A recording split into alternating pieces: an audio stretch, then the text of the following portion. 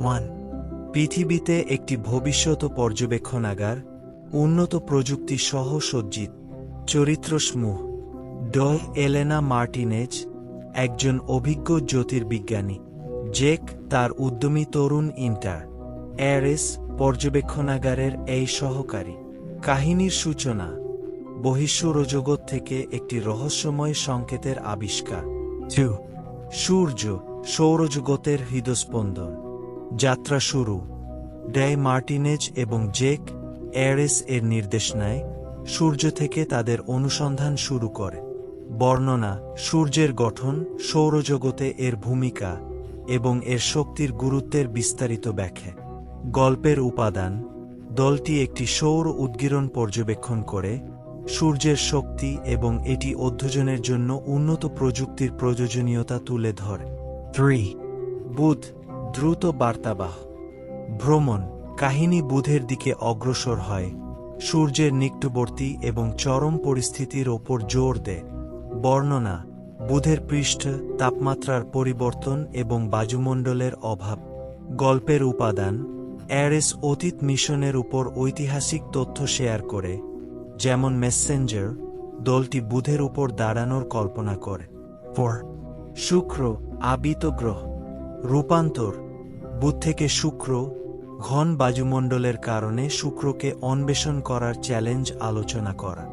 বর্ণনা: শুক্রের আগ্নেয়গিরি ল্যান্ডস্কেপ, গ্রিনহাউস প্রভাব এবং বায়ুমণ্ডলীয় চাপ। গল্পের উপাদান: চরিত্রগুলো শুক্রের প্রাচীন মহাসাগরের সম্ভাবনা নিয়ে আলোচনা করে, কি হতে পারত তা নিয়ে জল্পনা করে। 5. পৃথিবী, নীল মার্বেল। হোম প্ল্যানেট: দলটি পৃথিবীর জীবনকে সমর্থন করার অনন্য গুণাবলীর উপর প্রতিফলিত করে। বর্ণনা: পৃথিবীর বায়ুমণ্ডল, জলচক্র এবং জীবমণ্ডল।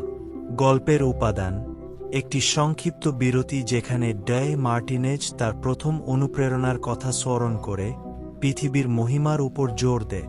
6. মঙ্গল, লাল গ্রহ। পরবর্তী স্টপ: যাত্রা মঙ্গল গ্রহে অব্যাহত থাকে, গ্রহের প্রতি মানুষের আকর্ষণ অন্বেষণ করা।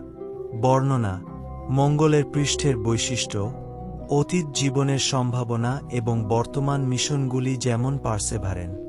গল্পের উপাদান: জেক ভবিষ্যতের মঙ্গল উপনিবেশের অংশ হওয়ার স্বপ্ন শেয়ার করে, এমন মিশনের চ্যালেঞ্জ এবং উত্তেজনা নিয়ে আলোচনা করে। 7.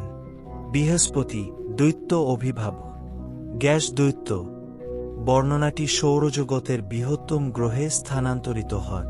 বর্ণনা: বৃহস্পতির আকার, গ্রেট রেড স্পট এবং অসংখ্য চাঁদ।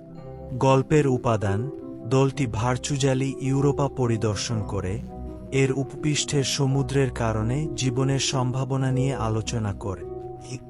শনি, আংটিধারী বিস্ময়। Iconic Rings.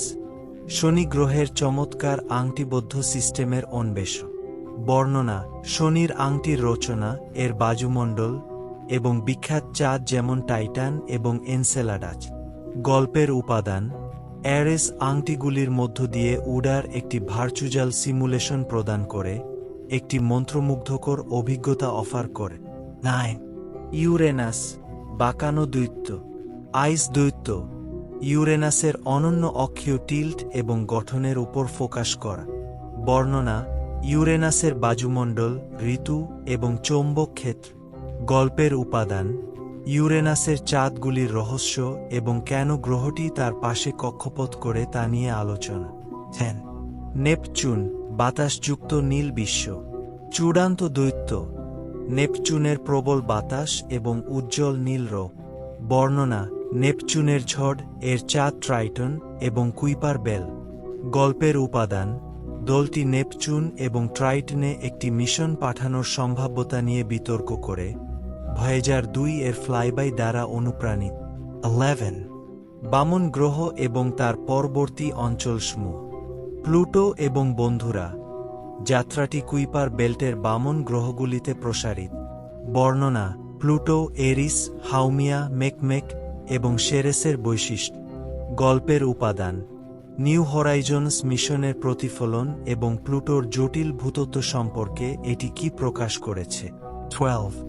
কুইপার বেল্ট এবং অর্ট ক্লাউড।